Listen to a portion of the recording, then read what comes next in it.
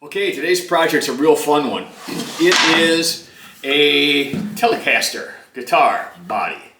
I make these by the hundreds, if not thousands, but today we're making it old school. We're going with the template. We're a CNC shop here, so normally we'll just crank these out with the CNC, but today I'll show you, a lot of people don't own a CNC, I'll show you how to make one with a template. Let's get to it. Hey, if you like what you see here or you found it interesting or useful, why don't you give that subscribe button a click, maybe give us a like, maybe hit the little bell thingy, lets you know when we put up new videos. What? Huh? Oh, my lawyer would like a word with you. Danger, Will Robinson! Danger! No, Will Robinson! Danger!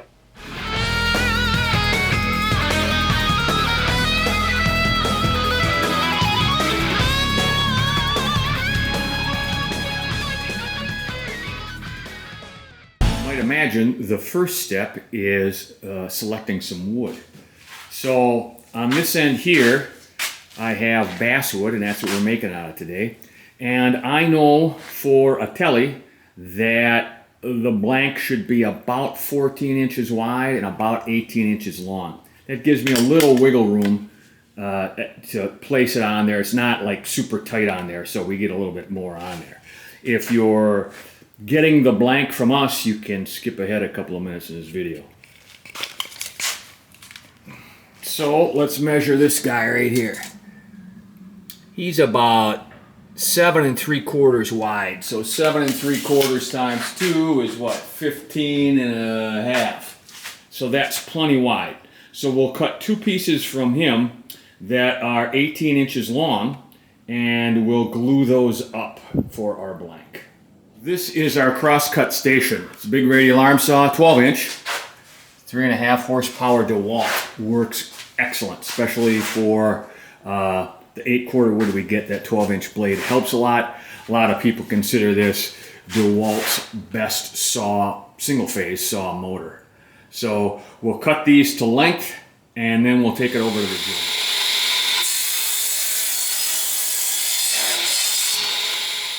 All right, so we have the two pieces cut to length. Now we want to glue them together. In order to do that, to get a seamless seam, if you will, on this rough cut edge here, is we have to take it on the joiner. This is my little benchtop joiner. I have a great big Craftsman that I use for longer pieces, but these pieces are only 18 inches long or so, so this guy works fine. He's hooked up to my dust collection, and he has an indexable carbide head on him, so you get a nice clean cut.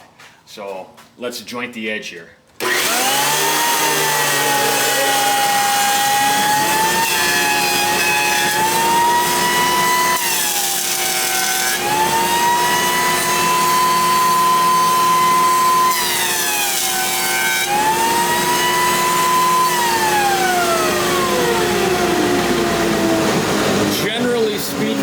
Takes a couple of passes to get a really smooth edge, so when we clamp that together, I got to do the other piece yet, but when we clamp that together, it will give us almost an invisible seam. Okay, over at the glue up table, we have those two pieces here. I have my glue roller. I used to use my finger for many, many years because I could feel it, but this is a good $5 investment. Probably on Amazon. I'll try to put a link or whatever down there or over there, up there, wherever.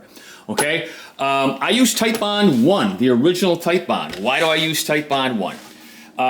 Titebond 1 for instruments is better, in my opinion, because it dries harder. Titebond 2 and Titebond 3 are more rubbery. They do have better water resistance, but they're kind of rubbery. I don't know how else to explain it. This dries harder.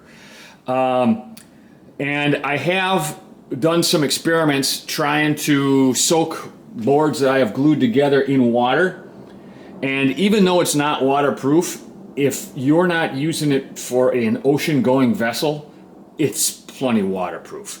It takes, if your guitar comes apart, if your guitar seam comes apart because of water damage, it's been in Hurricane Gadzooks, whatever the hurricane is. That's a lot. It's not going to come apart. So I have the glue in there, and this is the way I do it. I use regular pipe clamps, okay? Either 3/4 or half. These are half, and I always put 3 on. I put 2 on one side, and then I always put another one in the middle on the opposite side. Sometimes your boards may have some very slight warpage even after the jointer, so this gives you a very good joint. Also, I put these on pretty tight. A lot of people say don't put them on that tight because you'll squeeze out all the glue and the joint will not be as good. Again, I've done some, albeit non-scientific experiments, and I like them pretty tight. Those boards ain't coming apart. I normally let this go overnight. I get a little bit of glue squeeze out, you can see on either side, and I normally let it go overnight. So I'll get you back on tomorrow. It's tomorrow. Here's my blank. I got her out of the clamps. You can see that that seam is really good with just a little bit of squeeze out as I run my finger over it. You'll also notice you're going, hey, Robert, that thing's rough, and it's, you know, look, it's not even, you know, you got glue running down here. It's, you know, how can you make a guitar out of that? Well, it's about 2 inches thick, and it's rough sawn form like this. We actually run them through the planer when we get them as anywhere between 8 and 16 foot long boards, just to what they call skip plane them, get them down to about 2 inches. They're even over 2 inches when we get them.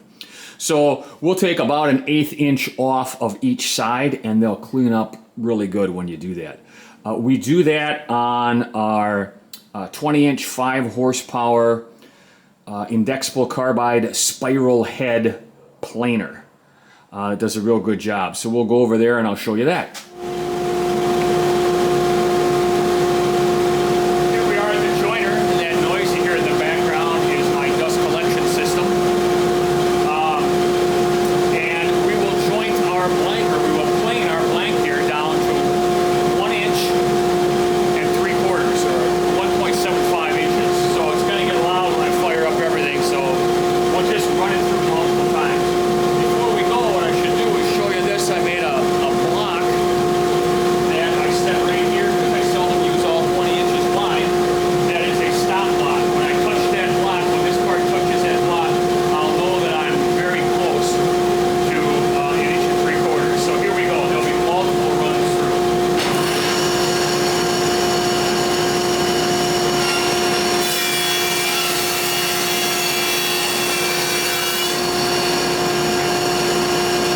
See, even the first run cleans it up really good. We'll go to the other side.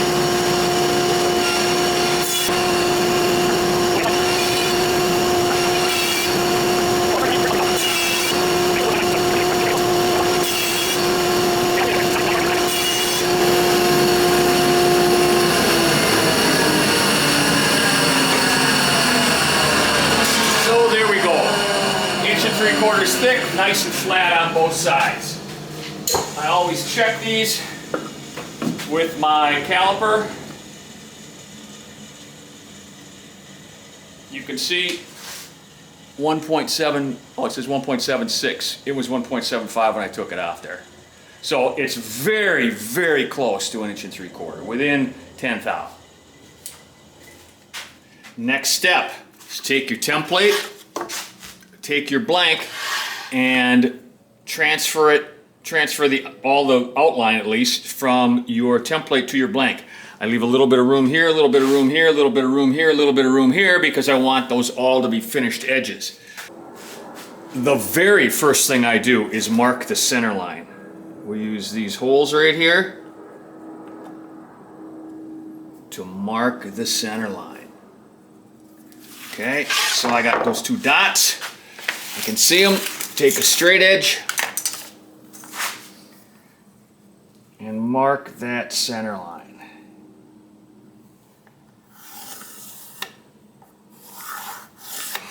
That is very important. This one goes right on the seam, that's fine. I actually like them a little off the seam in case I'm putting a veneer on there that is book matched. I don't like the seams in the veneer and the seams in the blank to line up, but this one's not going to have that, so on the seam is fine.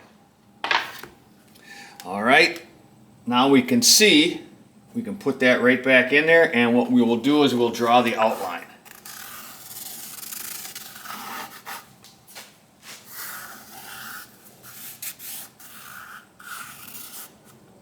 There's the outline of the guitar on the blank and the center line.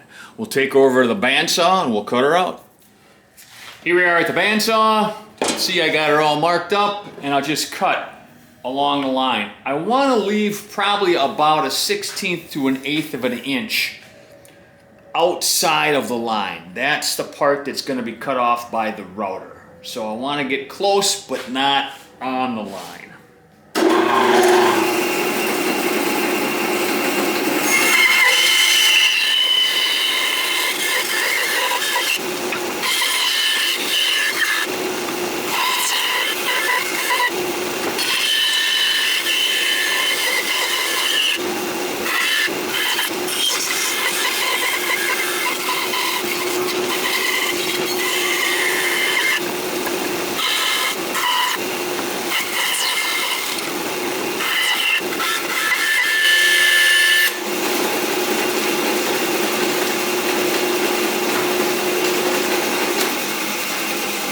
All right, there you have it. I got her all cut out. I am way out of practice. I haven't, being a CNC shop now, I haven't bandsawed a blank in quite a while. But you should see guys that are good at it. It takes them 2 minutes. That's good. You'll see I never went inside the line, and I left just a little bit. The better you are here, the more work it will save you later. Ring the bell, school's in on router bits. Ring the bell, school's back in. Break it down. So here we have our blank that's cut out with a center line. We have our template that we can see lines up really good with it. So now we have to choose what router bits we're going to use. You said router bits with an S? Yes, I did. Why is that? Why can't you just use a one-size-fits-all router bit? Well, I'm glad you asked me that question. All right, so here's the router bit a lot of people use. It's a 1/4 inch shaft, 1/2 inch cut with a bearing on it. And you know how this works, right? You ride the bearing along the template like this, and this will cut it away. You'll need multiple passes. The problem that you come up with is that this thing doesn't have a long enough shaft to get all the way down to the bottom. Look how far it would have to be hanging out. Okay, it's not going to hang out that far. It's going to hang out maybe that far. So what do? Some would say, well, get one like this. Look how long that is. You can get her all in one blast. You can, but it has been my experience that you're cutting too much if you try to get it with all in one. Okay, you get tear out, it kicks back, it's dangerous, there's all sorts of problems. So then you say, well, why don't you just choke up and only take half the bit? Well, if you do that, then your bearing isn't riding on the template and it has nothing to follow. Additionally, on something like this, you need something like this to get the length. I want to see if I can show you this. You can't get into the corner. If you can see that, see there's a space there. I'm bottomed out and I can't get into the corner because this bit's too big. It'll barely get into this corner, but it won't get into that corner. All right, so that's why I say router bits. Well, why don't you use this great big honker that can go around the outside? Again, tear out, kick back. All right, so here's the way that I used to do it. I would use this bit and I would get all of these guys, okay? And you can even go around the outside while you have this bit on. Once you get it cut down, you don't need the template anymore because you can ride the bearing on the cutout that you just made. So that'll give you another 1/4 inch for depth. Okay, depending on your router setup and everything else, all right, that may give you enough depth for the neck. Neck is 5/8 or 0.625. These guys vary. I always cut them 750, 3/4 of an inch deep. This guy should be at least 1.4 inches deep. This guy's not going to make it. Luckily, the radius here is big enough so that you can use these big bits that have a longer depth of cut. Okay? Once you cut the outside as deep as you can, and you can make a couple of passes, right? The first pass, this bearing is on the template, then you take the template off. The second pass, the bearing is on the area you just cut already. And you can get pretty deep. Then you can flip it over and maybe use a bit like this, right? This is cut, so this will come in from the other side, right? Like this. And this bearing will ride on the place that you cut. That works. Or you can switch over once you have it cut halfway down. You can switch over to one of these or one of these or whatever and get the last part of it. That way you're not cutting the whole thing. For this particular bit, it's too deep. Look, whatever you're setting this on, it'll cut into. All right, so maybe you want to use this guy and go around. So we'll get into all of that, you know, as we get into it. For right now, let's attach this template to the blank and then at least start her out with this bit. Well, how do we attach the template to the blank? There's 100 different ways to do it. Okay, you can pin nail it. If you're not using this, and we won't be using this, you can fill that and then screw it down. You can use carpet tape or double-sided tape to stick this. You can clamp it, go halfway around, move your clamps, go the other halfway around. You can use the super glue trick where you put blue tape on here and you put blue tape on here and then you super glue them together. What I'm going to do is do the double-sided tape trick. That has worked for me in the past pretty well, and I think it'll work this time too. So let's break that out. Okay, Duct brand double-sided tape.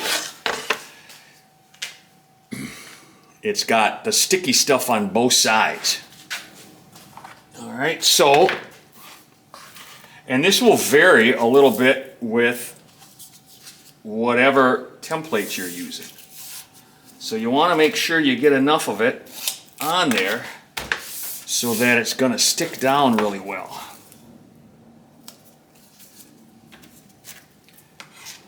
And you can even do it better than I can. I mean, you can you know, cut this off and make sure it goes all the way to the end there.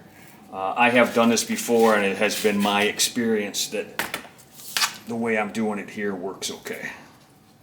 You don't want to leave it going off the edge anywhere, nor do you want to overlap the tape. All right, so make sure that's clean. Put the tape down.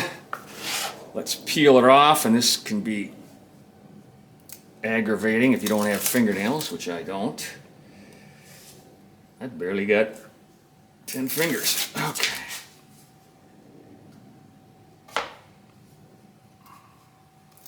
All right, there we go. This is clean. We want to line this up. I'm looking at the outside and I'm making sure that this thing stays all the way inside, and I'm lining up my center lines there. Then I'm pushing it down hard. Then I'm checking to make sure it doesn't slip. Okay, then I'm going over to the workbench and we'll put her down and we'll start routing it. All right. Here's the part of the video that most or some or all or many of you have been waiting for. It's the part where I give you the coupon code so you can get those files for free. If I've done my job right, and there's no reason to think that I haven't, that coupon code should be right here. Here's the deal. You go to the link down below in the description, go to the website, and it's going to try to charge you money for those files. Don't do that. Check out like you normally would. When it asks you for the coupon code, put this in and it'll give it to you for free. Let you download those files for free. You're welcome, I guess. Thanks for watching. Let's go back to the video. All right, what I have here is my Makita 3¼ horsepower router, and I have that 1/2" bit in. This is a non-skid mat that I use to hold down or to stop this thing from moving around when I am routing it. It works pretty good. I have my full face shield, and I'm being very careful. This is a plunge router. All right, what I'm doing now is I'm setting the depth. I'm looking at it and I'm making sure that the bearing, okay, rides on the template. All right.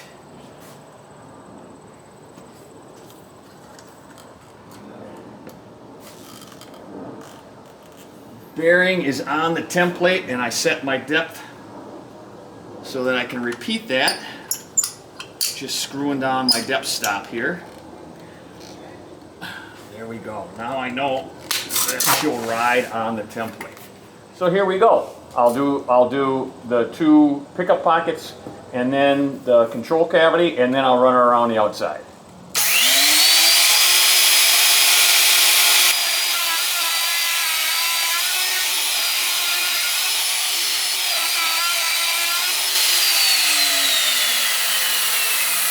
Now you saw what I did there. I moved it off of this stop and onto this stop so I could get it to go deeper. So I could get these pickup cavities to the depth I want with just this bit. And I'll do the same thing here now.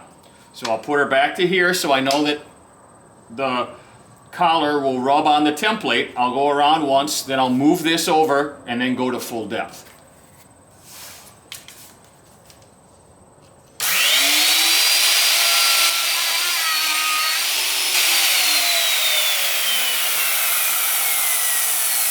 Now another thing that I usually do is I usually clean out the inside close but not touching the template, and that way when I go around and put the bearing against the template, it's not cutting very much, so I have much less of a chance of ruining my template, and I do that on each depth that I go.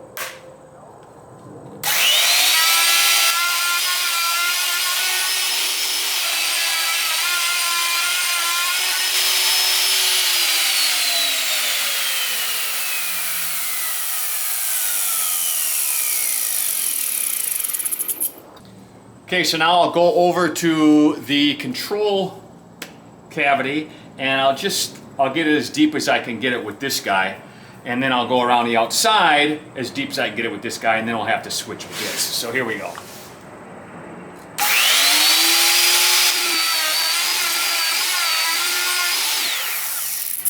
Couple other quick tips.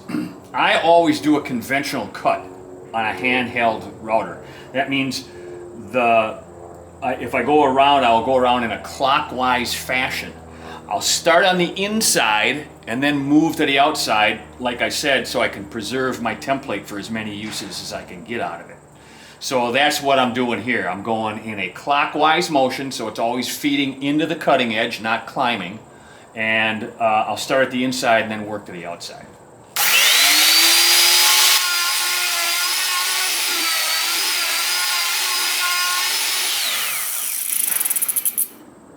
All right, clockwise on an inside cut, counterclockwise on an outside cut, such as going around the outside of this template. So I'll move that in a counterclockwise motion.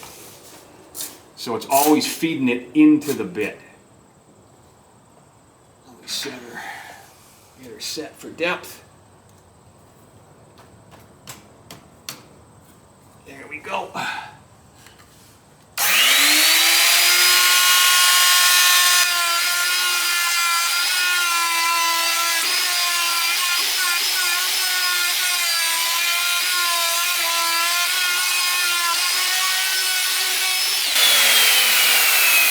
Okay, now an astute observer will notice that I took 2 passes around. It kind of comes from feel. Take your time. You don't want to cut too much. If you look here, I mean, I'm cutting because I did kind of a poor job bandsawing it. I'm kind of cutting a lot, so a lot depth-wise. You know, here I got, I don't know, over 1/4 inch. That's a lot for 1 pass. So, you know, I take it in 2 passes. Take your time. What is it, an extra 3 minutes to go around the outside a couple of times? You know, it's not that much. So now I'm going to put her to full depth and go around again. You know what? I'll tell you what. Let's take off the template first. We're pretty much done with the template because the template's outline has all been copied. It's not full depth on the outside or in the control cavity, but we can ride the bearing on the actual body now and not the template, and that will save our template. So to get the template off, a lot of times you might want to use a knife, or even more than that. Also, it helps a lot sometimes if, depending on how you do it, if you use a heat gun. A heat gun will soften the adhesive and you'll be able to pull her off a little easier. I normally just try to go through here and I can feel it pulling it up on the back here. Again, take your time. Okay, you don't want to damage your template. I'm pulling up on it as I'm working my way around here.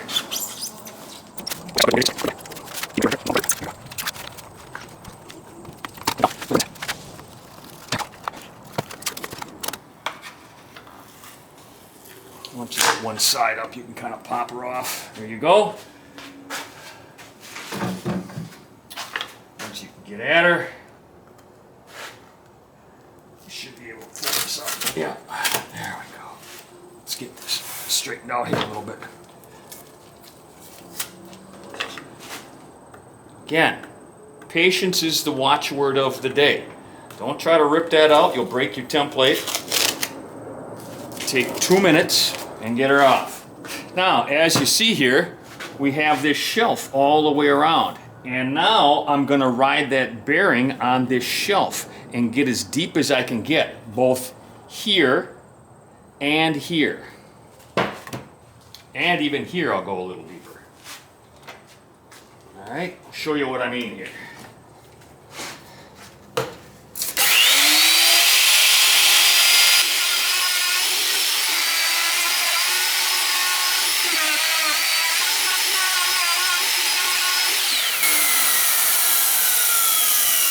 Okay, that's as deep as I can go with that bit into the control cavity. It's supposed to be at least 1.4 and it's only 1.1. So I'll have to switch bits to go deeper into that.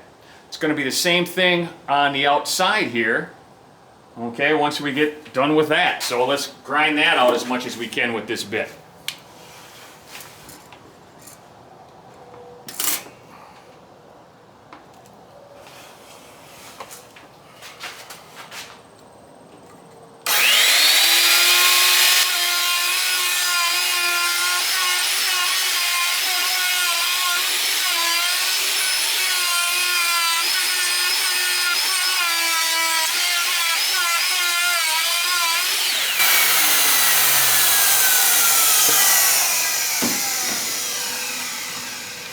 Okay, that's as deep as we can go with that particular bit. Now we got to figure out how we're going to get the rest of it.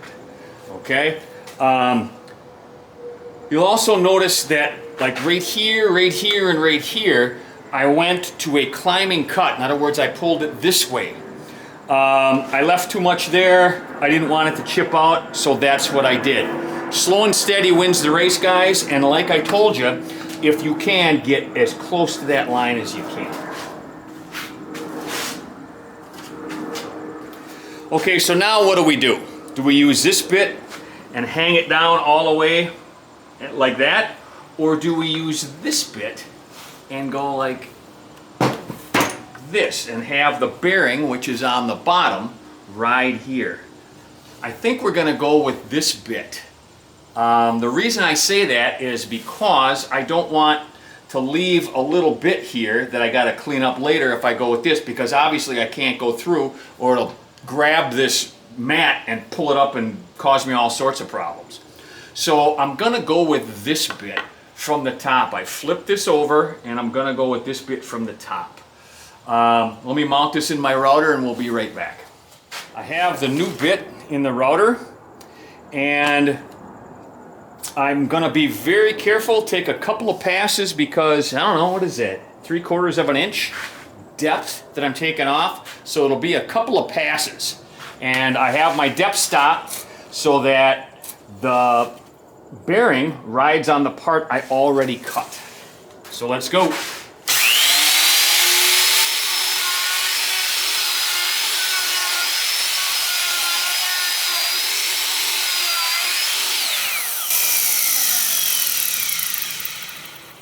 All right, so this bit must be brand new because boy is she sharp. I only needed one pass really to get around there, and it worked really well. So let's just get this out of the way here and give you a look on the edge here.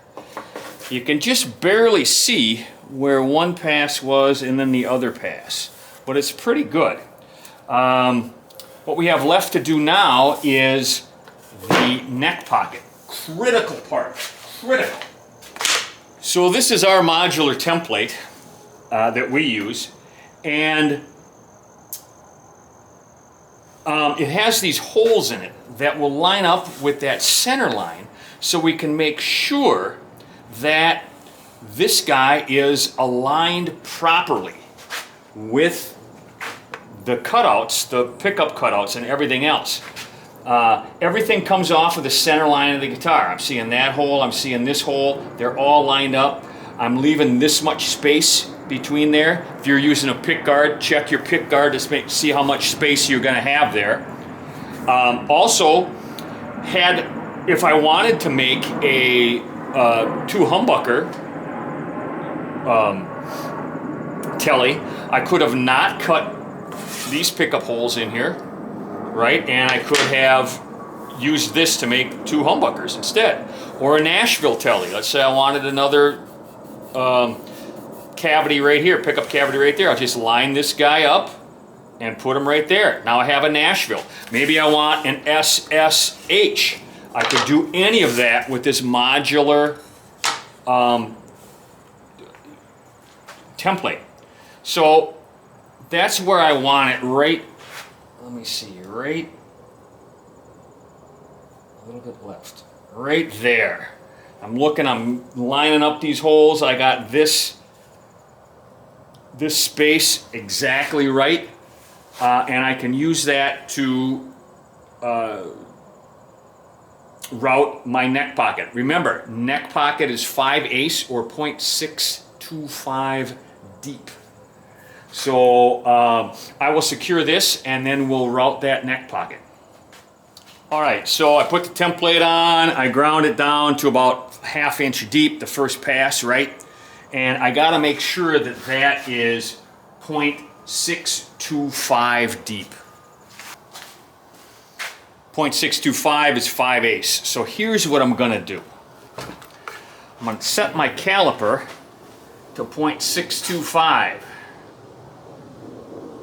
Right there. And I'm going to measure down from the top and I'm going to mark it. That is 0.625 deep. Okay, then I'm going to get my router over here and I'm going to press it down and I'm going to get her to 0.625 deep. Tap it a little bit more. Oh shoot, I lost it. A little bit less right there. And I'm locking it down, okay? Now I got the depth set to 0.625 and my template's off, so I'll be riding the bearing along this area right here.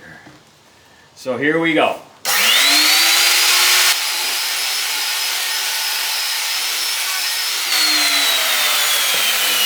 That ought to do it. Let's check.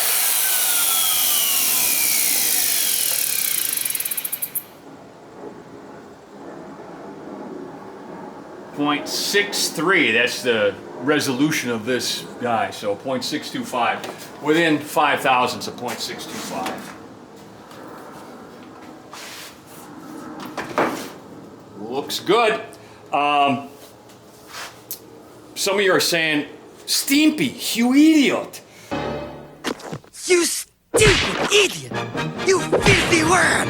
You bloated sack! Why didn't you just cut that the same time that you cut these the first time? Because that would have given you one less bit change, one less tool change. And my answer to you is that because when I flip this over to cut the bottom half, that bearing would have been right in here and there would be nothing to stop it, and I'd get a big gouge in here before I caught myself. Ask me how I know. All right, so one more bit change to get this guy down to his depth, which is give or take 1.4, 1.5. If you have a deeper super switch or whatever, you can make it as deep as you want, as deep as whatever kind of electronics you're putting in there, you know, they'll fit. Super switches and some other switches, Strats, 5-ways, some other things, you might want to make it a little deeper than that. Okay, what are we going to use for that? We're going to use this guy for that.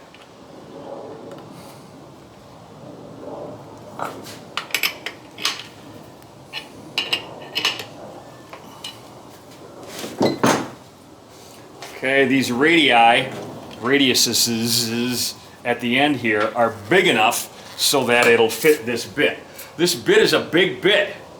I'm not going to take a whole lot each pass because I don't want it to get away from me. So here we go.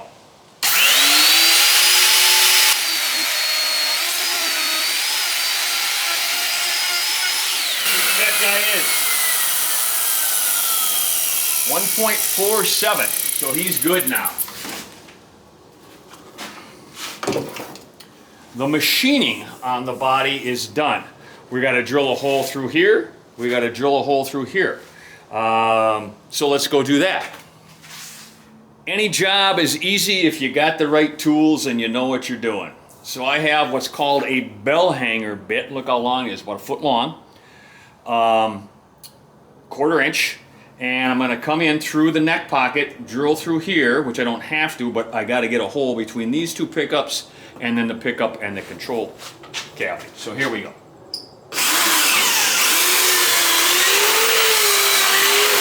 There's the hole that way. When I'm doing this one, I want to be careful of my angle. I don't want to go too steep or I'll go out the back of the body, and I don't want to go too shallow because I'll put a nick right here. Again, ask me how I know.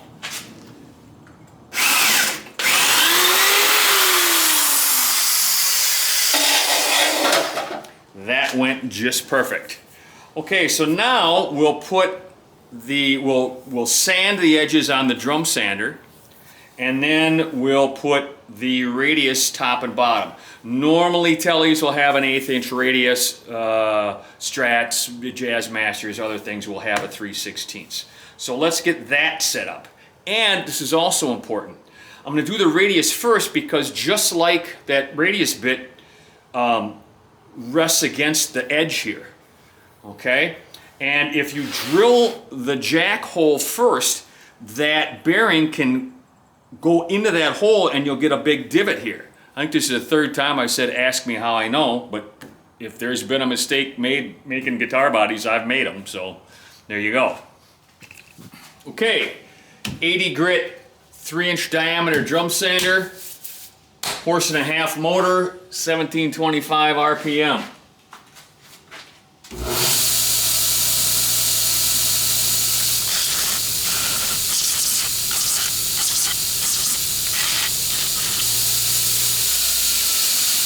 So those router bits usually leave a pretty clean cut on the outside. But they also can leave where they meet. There's sometimes a little line there, and this thing takes care of it in short order. So now we will go and put the radii on. Okay, here's the router. I make so many bodies that I leave this bit in there and I just got it locked down for depth, so I don't have to worry about that. There's the bearing, and then that's the 1/8 inch radius. So remember what I told you, because I'm going on the outside, I will go around that in a counterclockwise fashion. Here we go.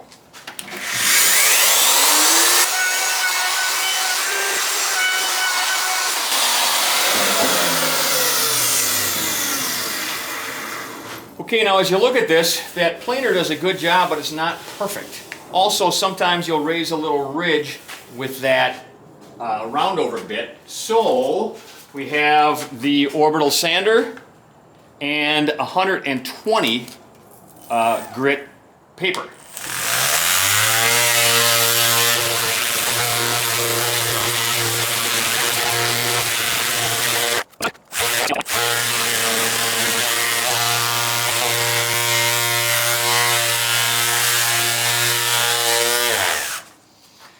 Okay, just about one operation left.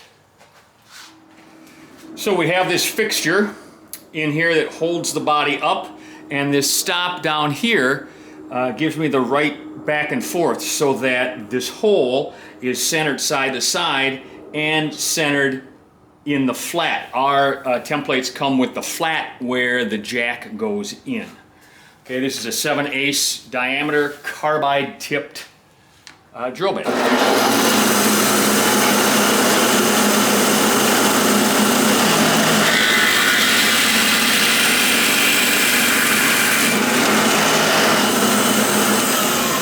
That's all there is to that. Again, you got the right tools, you know what you're doing, any job is easy. So now all we're going to do is we're going to take this to quality control.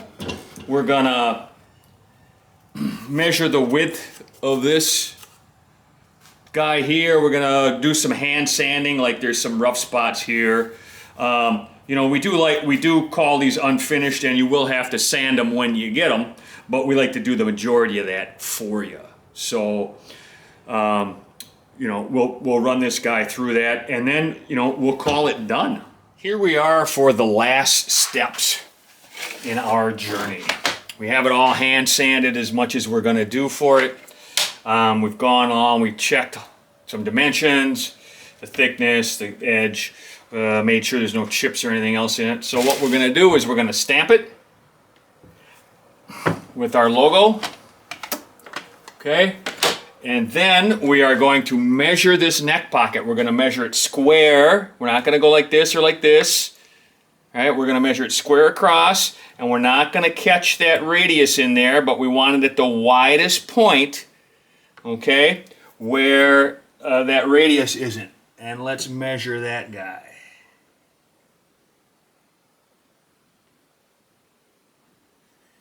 This one is 2.188, if you can see that. It should be 2.187. That's 1 thou off. It'll change 5 times that much by temperature and humidity. Just to give you an idea, a piece of paper is about 0.004 thick. So this is right on the knob. All right, so then what we do is we give it a serial number. Every one of our bodies has a unique serial number. This one's gonna be 1-012. I'm gonna put that dimension, 2.188, in the neck pocket also, and everyone gets weighed. So here's our postal scale. And this guy weighs 5 pounds, 1 ounce. I'm going to put that in here. 5-1. That completes this journey. It's been fun making. I haven't made one for templates in quite a while. So it's kind of like riding a bike, but I'll need to put a little more miles on that bike before I get back to where I was. But it's, you know, hand tools, bandsaw, jigsaw, saber saw, whatever around the outside. You don't even need a saw. If you had to, you could grind the whole outside with a router bit. Okay, you wouldn't even have to get cut close. Take your time, be safe. But, you know, that is about the simplest body we can make. One side, telly, you can do it with hand tools. Thanks for joining me on this journey, and we'll see you next time around. Well, there you have it. What a fun little project. It has been a coon's age since I have made a guitar with a template and not on the CNC. So it brings back a lot of good memories. So you don't need a lot of tools. Just standard hand tools will let you make it. I hope you enjoyed it as much as I enjoyed showing it to you. Like and subscribe if you got anything out of this. Also, there is a code in the video for free files for this. There's an SVG file for those of you that do have a CNC, but there is also a PDF, so you could print that out to size and use that to make your template, and then, you know, make the guitar off of that template. Or you could simply, you know, buy art. All that stuff will be in links somewhere. So, thanks for watching.